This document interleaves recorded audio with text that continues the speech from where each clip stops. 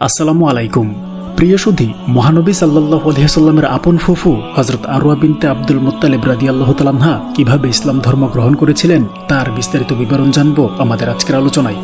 বিশ্ব নবীর আপন ফুফুর ইসলাম ধর্ম গ্রহণের ব্যাপারে হয়তোবা ইতিপূর্বে আপনার তেমন কিছুই জানা হয়নি, তাই অনুরোধ করব পুরো আলোচনাটি না টেনে শুরু থেকে শেষ পর্যন্ত মনোযোগ সহকারে শোনার জন্য। তো চলুন শুরু করা যাক। হযরত আরওয়া রাদিয়াল্লাহু তাআলা আনহার বিয়ে হয়েছিল উমাইর বিন ওয়াহাবের সঙ্গে। তার ঔরসে এক পুত্র সন্তান জন্মগ্রহণ করে, নাম রাখা হয় তালিব। এই তালিব পরবর্তীতে ইসলাম ধর্ম গ্রহণ করে সাহাবী হওয়ার মর্যাদা লাভ করেন। মহানবী সাল্লাল্লাহু আলাইহি ওয়াসাল্লাম যখন হকের দাওয়াত প্রদান শুরু করেন, যে সকল পবিত্র নফস তখন ইসলাম ধর্ম কবুল করেছিলেন, হযরত তালিব রাদিয়াল্লাহু তাআলা আনহু ছিলেন তাদের অন্যতম। প্রিয় নবী সাল্লাল্লাহু আলাইহি ওয়াসাল্লাম সেই সময় কেবলমাত্র আরকাম বিন আবিল আরকামের ঘরে অবস্থান গ্রহণ করেছিলেন। হযরত তালিব রাদিয়াল্লাহু তাআলা আনহু দারে আরকাম থেকে মুসলমান হয়ে ঘরে এলেন এবং মাকে বললেন, আম্মাজান, আমি মামাতো ভাই মুহাম্মদ সাল্লাল্লাহু আলাইহি ওয়াসাল্লামের উপর সত্য অন্তরে ঈমান নিয়ে এসেছি। তিনি আল্লাহর প্রেরিত সত্য রাসূল। হযরত আরওয়া রাদিয়াল্লাহু তাআলা আনহা তখনও ইসলাম ধর্ম গ্রহণ করেননি, কিন্তু অত্যন্ত ইখলাস ও দরদের সঙ্গে পুত্রকে বললেন, পুত্র, তোমার ভাই আজকাল বিরোধিতার তুফানের মধ্যে রয়েছে, এত অসহায় ও মজলুম যে বাস্তবে কি তোমার সাহায্যের মুখাপেক্ষী। তারপর তিনি আল্লাহর দরবারে দোয়া করলেন, হে আল্লাহ, যদি আমি পুরুষের মতো শক্তিশালী হতাম তাহলে ইয়াতিম ভাতিজাকে জালেমদের নির্যাতন থেকে রক্ষা করতাম। তালিব রাদিয়াল্লাহু তাআলা আনহু বললেন, আম্মাজান, আপনি কেন ইসলাম ধর্ম কবুল করছেন না? হযরত আরওয়া রাদিয়াল্লাহু তাআলা আনহা বললেন, আমি অন্য বোনদের অপেক্ষা করছি। হযরত তালিব রাদিয়াল্লাহু তাআলা আনহু বললেন, আম্মাজান, এখন অপেক্ষার সময় নয়, আল্লাহর ওয়াস্তে আমার সঙ্গে ভাইয়ের নিকট চলুন এবং ইসলাম ধর্ম গ্রহণ করে ধন্য হন। হযরত আরওয়া রাদিয়াল্লাহু তাআলা আনহা ছেলের কথায় আর আপত্তি করতে পারলেন না।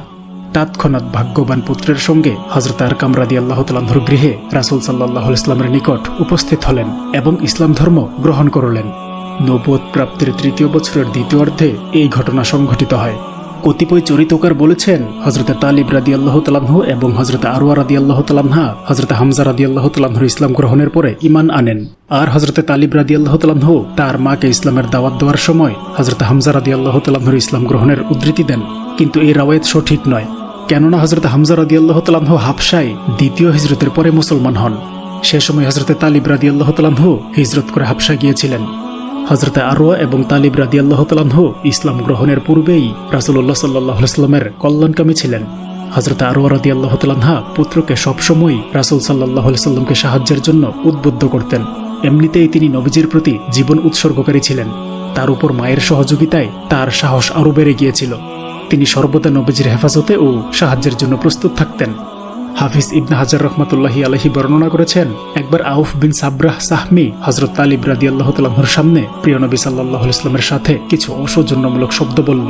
এতে হযরত তালিব রাদিয়াল্লাহু তাআলা আনহু ক্রোধে অস্থির হয়ে পড়লেন এবং তাকে উটের হাড় দিয়ে মেরে রক্তাক্ত করে দিলেন। আউফ এ বিষয়ে আরওয়া রাদিয়াল্লাহু তাআলা আনহার নিকটে অভিযোগ করলে তিনি বলেন, তালিব নিজের মামার পুত্রের সাহায্য করেছে এবং তার রক্ত ও সম্পদের প্রতি সহানুভূতি দেখিয়েছে। হযরত আরওয়ার ভাই আবুল আহাব ইসলামের জঘন্যতম দুশমন ছিল। একবার সে ইসলাম গ্রহণের অপরাধে কতিপয় মুসলমানকে গ্রেফতার করল।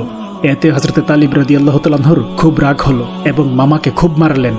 নিজেদের সম্মানিত ব্যক্তিকে মারতে দেখে অনেক মুশরিক হযরত তালিব রাদিয়াল্লাহু তাআলা আনহুকে ধরে ফেলল এবং আবুল আহাবকে ছাড়িয়ে নিয়ে তালিবকে বেঁধে ফেলল।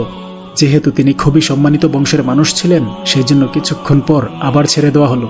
আবুল আহাব তার বিরুদ্ধে সহদরের নিকট অভিযোগ করল, অর্থাৎ তার মায়ের কাছে। হযরত আরওয়া রাদিয়াল্লাহু তাআলা আনহু জবাবে বলেন, তালিবের জীবনের সর্বোত্তম সময় সেইটাই হবে যে সময় সে মুহাম্মদ সাল্লাল্লাহু আলাইহি ওয়াসাল্লামের সাহায্য করবে। একবার হযরত তালিব রাদিয়াল্লাহু তাআলা আনহু জানতে পারলেন যে আবু ইহার বিন আজিজ দারিমি রাসূল সাল্লাল্লাহু আলাইহি ওয়াসাল্লামকে শহীদ করার পরিকল্পনা এঁটেছে। তিনি চুপিসারে গিয়ে তার মাথা কেটে ফেললেন। হযরত আরওয়া রাদিয়াল্লাহু তাআলা আনহু এই কথা জানতে পেরে খুবই খুশি হলেন। নবুয়তের ৬ষ্ঠ বছরের পরে হযরত তালিব রাদিয়াল্লাহু তাআলা আনহু মহানবী সাল্লাল্লাহু আলাইহি ওয়াসাল্লামের ইঙ্গিতে হাবশায় হিজরত করেন। সেখানে ৭ বছর অবস্থানের পর রাসূলুল্লাহ সাল্লাল্লাহু আলাইহি ওয়াসাল্লাম মদিনায় হিজরতের কিছুদিন পূর্বে মক্কায় ফিরে আসেন। হযরত আরওয়া রাদিয়াল্লাহু তাআলা আনহা ভাগ্যবান পুত্রের এই বিচ্ছিন্নতার দীর্ঘ সময় অত্যন্ত ধৈর্যের সাথে কাটান। হযরত আরওয়া রাদিয়াল্লাহু তাআলা আনহার উফাতের সাল এবং বিস্তারিত অবস্থা সম্পর্কে তেমন কোনো তথ্য জানা যায়নি, কিন্তু একটি রিওয়ায়াত থেকে জানা যায় যে তিনি রাসূল সাল্লাল্লাহু আলাইহি ওয়াসাল্লামের উফাত পর্যন্ত জীবিত ছিলেন এবং নবীজির উফাতে কতিপয় দরদ ভরা কবিতা বলেছিলেন। কিন্তু এই রিওয়ায়াত সঠিক হওয়া সম্পর্কে বিশ্বস্তভাবে কিছু বলা যায় না। কতিপয় চরিত্রকার লিখেছেন, হযরত আরওয়া রাদিয়াল্লাহু তাআলা আনহু কবি ও কাব্যের ব্যাপারে বিশেষ অনুরাগী ছিলেন। সম্মানিত সুধী, মহানবী সাল্লাল্লাহু আলাইহি সাল্লামের আপন ফুফু হযরত আরওয়া বিনতে আব্দুল মুত্তালিব রাদিয়াল্লাহু তাআলা আনহার ইসলাম ধর্ম গ্রহণ সম্পর্কে এই ছিল আমাদের আজকের সংক্ষিপ্ত আলোচনা। আমি ইসলামের ইতিহাস আর ঐতিহ্যগুলো জানতে এবং আপনাদেরকে জানাতে চেষ্টা করি এবং আরো চেষ্টা করি সর্বদা সত্য ইতিহাসগুলো আপনাদের সামনে তুলে ধরতে। তারপরেও আমার মধ্যে ভুল ত্রুটি থাকতেই পারে। বড় ধরনের কোনো ভুল যদি আপনার দৃষ্টিগোচর হয়, অনুগ্রহ করে কমেন্টের মাধ্যমে শুধরে দিলে কৃতজ্ঞ থাকবো। আর ছোটখাটো ভুলগুলোকে ক্ষমার সুন্দর দৃষ্টিতে দেখলে অনুপ্রাণিত হব। সর্বোপরি আলোচনাটি যদি ভালো লাগে একটি লাইক দিতে পারেন, প্রচারের স্বার্থে আলোচনাটি শেয়ার করতে পারেন এবং নিয়মিত এই ধরনের আলোচনা পেতে অনুগ্রহ করে চ্যানেলটি সাবস্ক্রাইব করতে পারেন। আসসালামু আলাইকুম ওয়া রাহমাতুল্লাহি ওয়া বারাকাতুহু।